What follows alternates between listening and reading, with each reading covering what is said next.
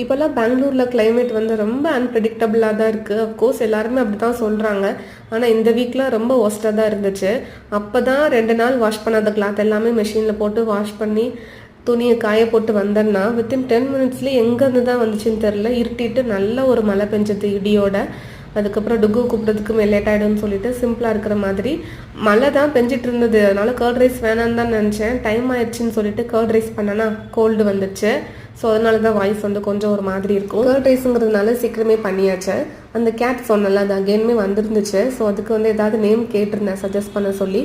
அதுக்கு வந்து ஒரே ஒரு கமெண்ட் லூனான்னு வந்திருந்தது. அது வேறு யாரும் இல்லை, என் ஹஸ்பண்ட் தான். ஸோ அதனால் அந்த கேட்டுக்கு வந்து லூனானே பேர் வச்சாச்சு. டுகுக்கு லஞ்ச் கொடுத்துட்டு தூங்க வச்சாச்சு. அவனோட சின்ன சின்ன ட்ரெஸ்ஸஸ் எல்லாமே எடுத்து தனியாக வச்சுருந்தேன்.